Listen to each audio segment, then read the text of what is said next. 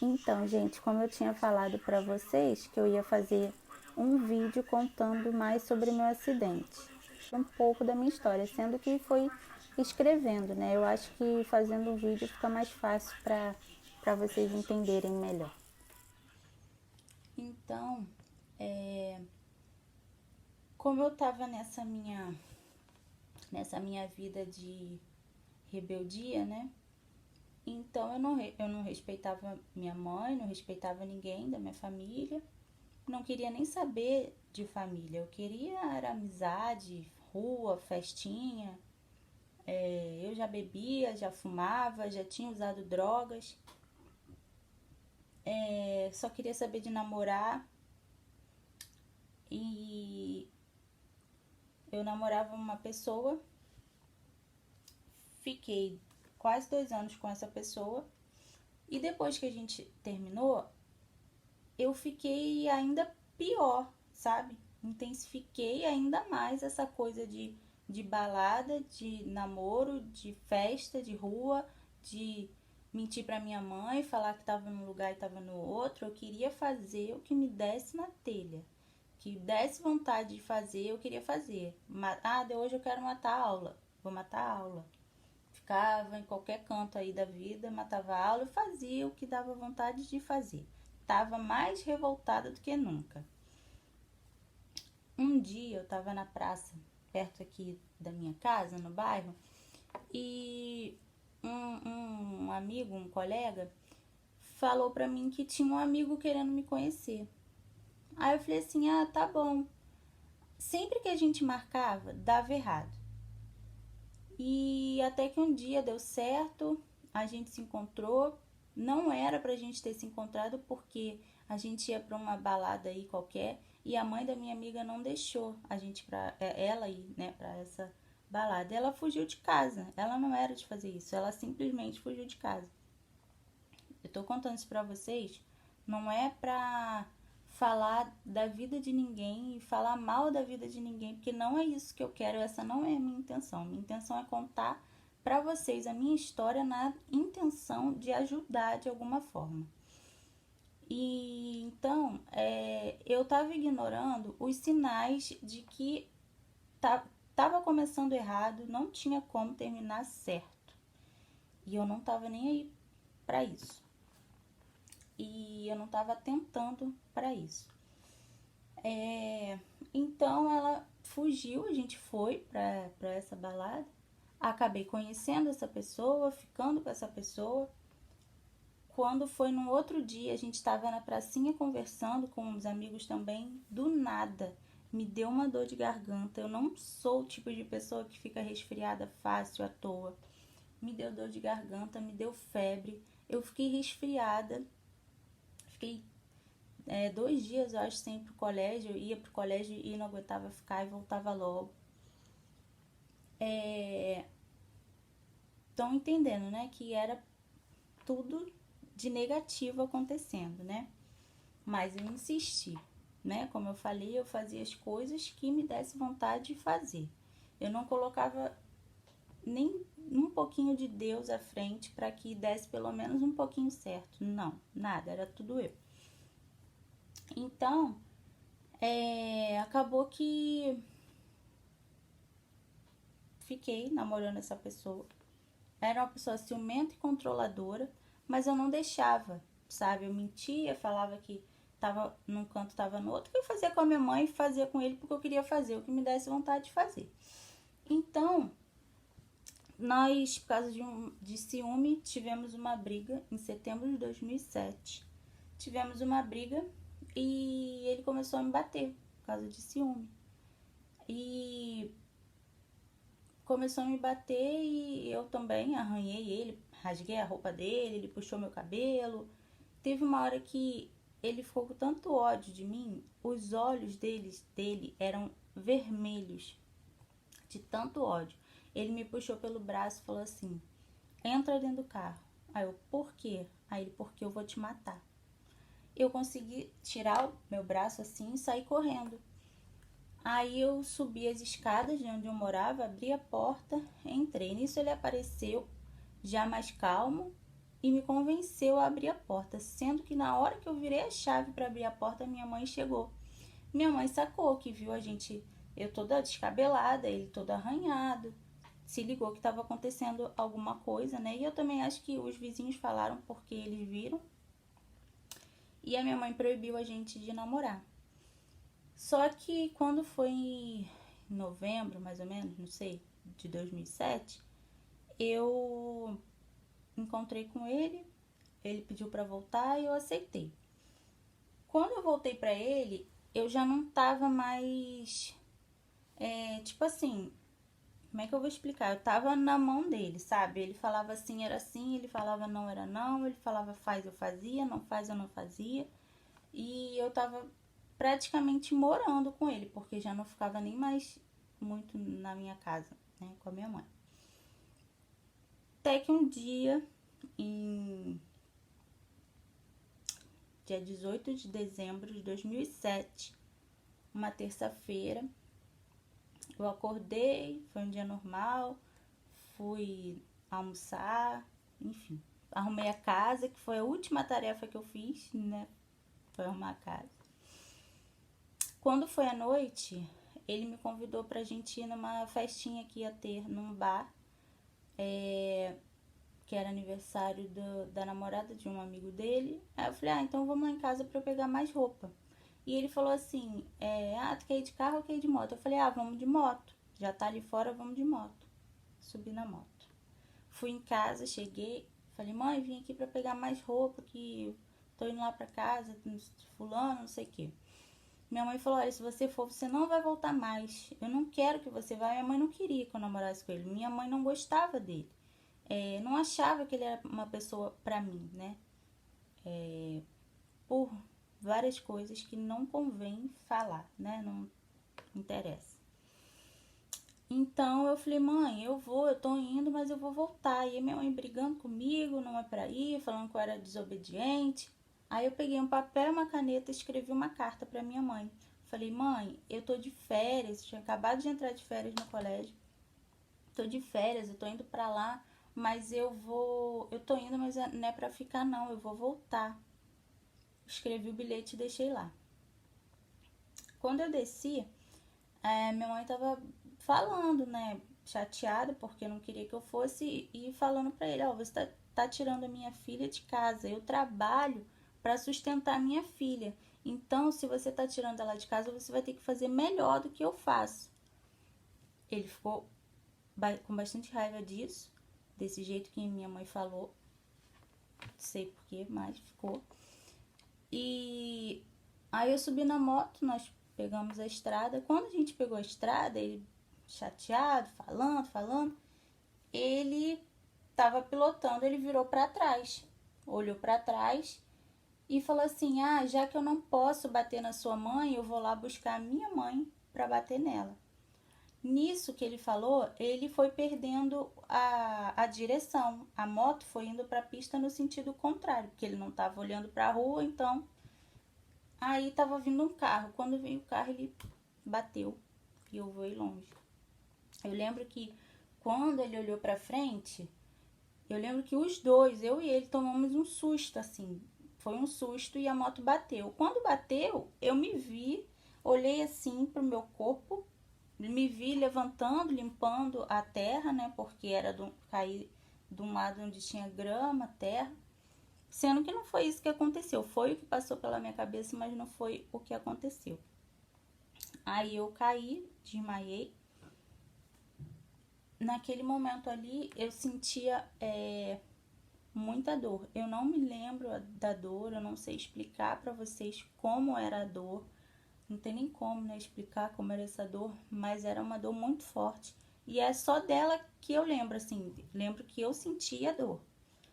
Eu escutava já as pessoas falando, tinha um amigo que ele foi a única pessoa que eu consegui enxergar ali naquele momento. E ele falando, Ludmila, não dorme que a gente já chamou a ambulância, não dorme. E eu escutava as pessoas falando e essa pessoa que estava comigo no acidente não estava do meu lado, não vi, só ouvi a voz falando no telefone alguma coisa, mas eu não sei o que era certo, mas não era de mim, não era falando pra mim, e também não tava contando do acidente ou pedindo ajuda, não era isso. Eu não me recordo o que era, mas também não era isso, pedindo ajuda, enfim. Aí eu desmaiava e acordava.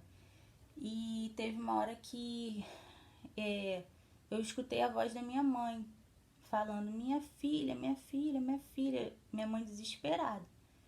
Minha mãe não pode nem ir comigo na ambulância, ela foi com alguém de carro. Quando eu cheguei no Rocha Faria, minha mãe ligou pra. Eu fui pro Rocha Faria, né? Os primeiros socorros foi lá. A minha mãe ligou pra minha tia. E quando minha tia chegou onde eu tava, minha mãe e minha tia falaram que eu tava assim, quase morrendo, sabe? Os sinais vitais parando, a minha respiração bem fraquinha. Minha mãe falou que era como se fosse um ronco, assim, bem, bem longe, bem fraco. E a minha tia, ela falou sobre uma passagem que eu não vou esquecer nunca, nunca, nunca. Foi a passagem do Vale dos Ossos Secos, falando que para Deus soprar em mim o fôlego de vida, né?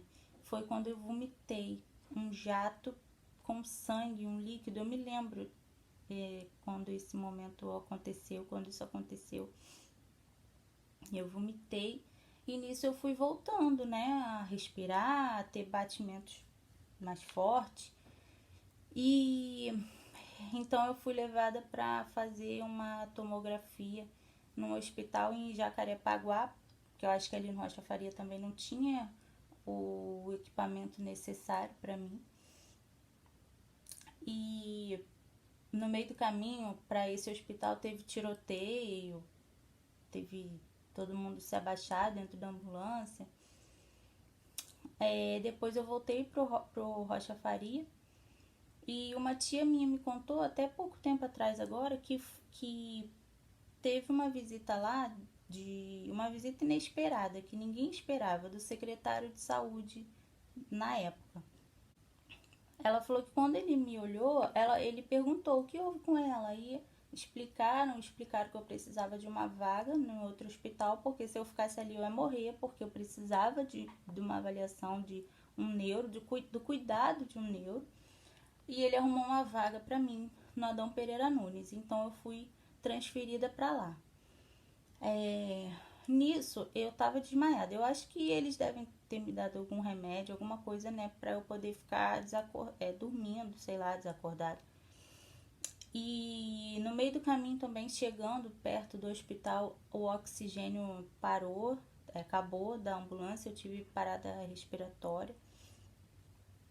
E cheguei no hospital, fiquei na enfermaria, mas logo eles me colocaram no CTI. Então, do CTI é que eu comecei a acordar, assim, né? Acordar e entender o que estava acontecendo. E quando eu acordei, eu não me mexia, mas eu não tinha na minha cabeça aquela coisa assim, por que eu não tô me mexendo? Eu não sei o que tava, eu não sabia o que estava acontecendo comigo, mas eu estava tranquila, eu estava calma, eu estava bem, né, na medida do possível, mas eu estava bem. Aí eu comecei a ter visita, a visita era 15 minutos, era 30 minutos a visita, sendo que 15 do meu pai e 15 da minha mãe, sendo que eles iam intercalando, né? Eu não sei, como eu tava falando, eu não sentia o meu corpo, por quê? Eu fiquei tetraplégica, a pancada foi só no meu pescoço, foram 5 vértebras atingidas, uma das vértebras esfarelou, a minha cabeça aqui atrás da minha orelha, ela era roxa, mas roxa, muito roxa, e tanto que hoje em dia esse ouvido aqui, ele fica zunindo o tempo todo, 24 horas por dia ele fica fazendo um barulhinho assim, sabe? Fica um barulhinho. Quando tá barulho no dia a dia, na rua, conversando, não dá pra perceber, mas quando tá silêncio, quando me dá dor de cabeça, alguma coisa assim, ele dá pra ouvir bastante e incomoda, né? Não é legal, incomoda. Eu fui uma vez no médico e ele falou que eu teria que usar um aparelhinho, mas eu não quis, eu nunca mais voltei lá e pronto. Porque eu bati muito com a cabeça no chão, né? Essa parte aqui do meu crânio rachou, né? Eu tive traumatismo craniano. A frente do meu cabelo aqui saiu, o cabelo caiu, porque eu bati, eu arrastei com a minha cabeça no chão. Eu acho que a minha cabeça foi o freio, sabe? Do meu corpo. E eu não morri porque Deus não quis, porque era pra ter morrido, né? Foi um acidente bem grave, eu não me ralei, eu não tive, sabe, aqueles ralados que costuma ter quando a pessoa cai de moto, não tive isso, mas foi bem grave. Na enfermaria, só que logo depois eu fui para o CTI e foi quando então eu acordei, né? Comecei a ter noção das coisas, né? Acordei. A visita era 30 minutos, 15 do meu pai, 15 da minha mãe, sendo que às vezes eles davam uns minutinhos também para meus tios, né? Minha tia. E meu pai teve um dia que ele falou assim: minha filha, o seu acidente foi bem grave. Talvez você não saia do hospital andando. Aí eu falei assim: tá bom, pai, mas eu posso não sair desse hospital andando, mas eu sei que um dia eu vou voltar a andar. E foi passando, né, o tempo. Aí chegou o dia da cirurgia, né? No dia da minha cirurgia, eu lembro que eu peguei uma promessa na caixinha, aquelas caixinhas de promessa, que falava que Deus estaria comigo na entrada e na saída. A minha cirurgia foi feita por aqui, não dá nem pra ver, tá vendo? Essa última marquinha aqui. A de cima é do meu pescoço, mas a de baixo é a cirurgia. Essa aqui, que eu passei a mão.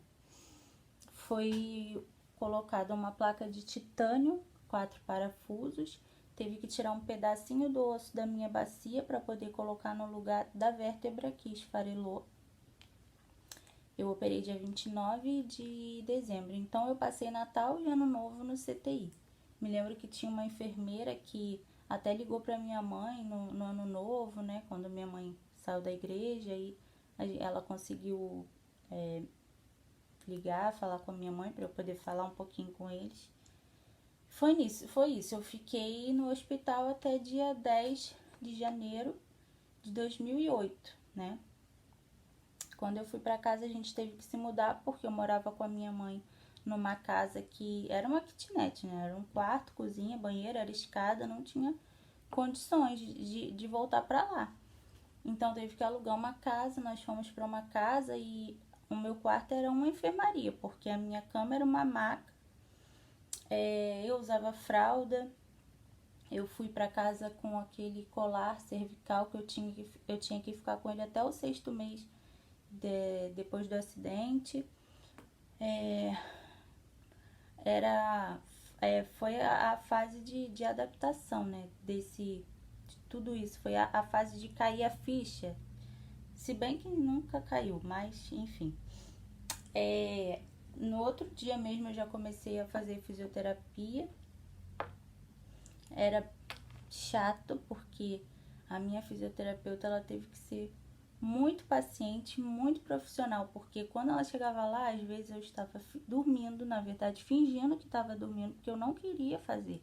Fisioterapia é dolorido, é cansativo, é chato, não é legal. E é um trabalho que você não vê resultado. Você começou hoje, você vai ver resultado mês que vem. Não é, demora. Então eu achava que aquilo ali era uma coisa mais chata que tinha pra mim. Mas ela chegava cantando música, me animava e no final dava tudo certo. Eu já tava falando mais do que não sei o que. E dava tudo certo. Mas foi... eu acho que o que foi mais complicado pra mim, que foi mais difícil, foi porque essa questão de eu ser vaidosa demais. Então eu me ver daquele jeito, magra demais, usando fralda, não podendo usar as minhas roupas que eu gostava de usar, não podendo pentear o meu cabelo da forma que eu gostava, não podendo colocar meus brincos do jeito que eu queria, meu batom, nada podia ser do meu jeito. Naquele comecinho lá, que eu não mexia nada, só os olhos, então era horrível não poder fazer nada. Ter que depender das pessoas para tudo. Para comer, para escovar o dente, para tomar banho. Eu só não dependia das pessoas para respirar e para falar. Porque o restante eu dependia para tudo. E foi muitas visitas que eu recebi. Muita gente, né? Essa pessoa que eu namorava teve a cara de pau de querer brigar comigo porque eu não dava atenção pra ele, só dava atenção para minhas visitas. Aí eu falei, poxa, tem certeza que você quer brigar comigo por causa disso? Ele, eu falei, eu já tô com tantos problemas, você quer brigar? E ele, você quer o quê? Que eu arranque que eu quebre uma perna e deite aí do seu lado? Foi quando a gente terminou. E isso no começo do acidente. Depois, nunca mais vi. Mas enfim, aí a gente teve que ir aprendendo, né, as coisas, como que seria. Ia pra médico, eu não gostava muito de ir pra rua porque eu não gostava que as pessoas me vissem, sabe? Eu achava que tava todo mundo me olhando, e eu ficava com vergonha, não gostava. Então, assim, eu vou contando pra vocês melhor, né, as coisas que aconteceram comigo. Eu vou lembrando também de situações, de coisas, né, como foi cada coisa. Por exemplo, a primeira vez no shopping, a primeira vez na praia. E vou contando pra vocês. Esse vídeo mesmo foi pra contar essa parte, como que eu fiquei cadeirante, como eu vim parar numa cadeira de rodas. Foi mesmo pra explicar isso pra vocês. Então é isso, eu espero que eu tenha conseguido explicar tudo direitinho. Eu vou gravando os vídeos, né, para poder mostrar mais coisas para vocês da minha vida. Se vocês tiverem alguma sugestão, alguma dúvida, qualquer comentário que seja, vocês podem fazer.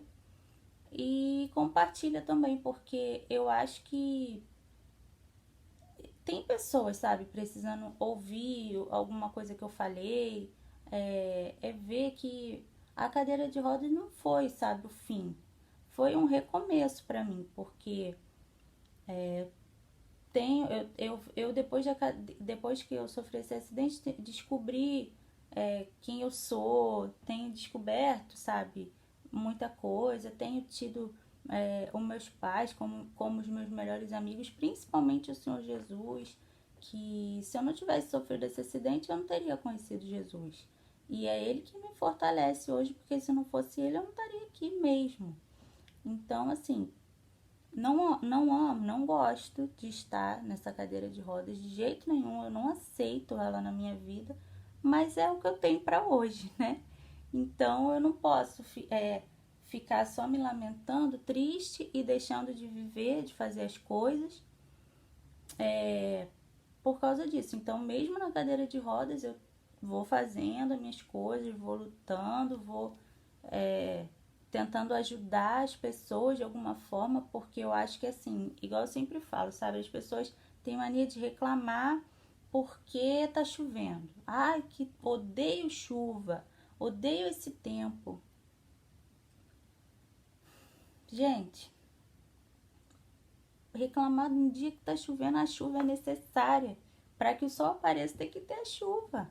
Então, reclamar porque tem que arrumar a casa, reclamar porque tem que trabalhar. Então, gente, antes de você reclamar, para pensar se você não tivesse a tua casa para arrumar, se você tivesse numa cadeira de rodas, se não tivesse podendo fazer. Eu tenho vontade de hoje fazer milhões de coisas, de ir para academia, de poder, sabe, fazer as coisas, botar e vestir a roupa que eu quiser 300 vezes, porque eu não gostei daquela roupa. E não é assim. E eu não vou ficar chorando por causa disso, porque eu vou parar minha vida por causa disso. É triste, tem dia que eu tô mal, mas é isso. Eu peço força a Deus e vou embora. Então é isso, gente. Um beijo. Até a próxima.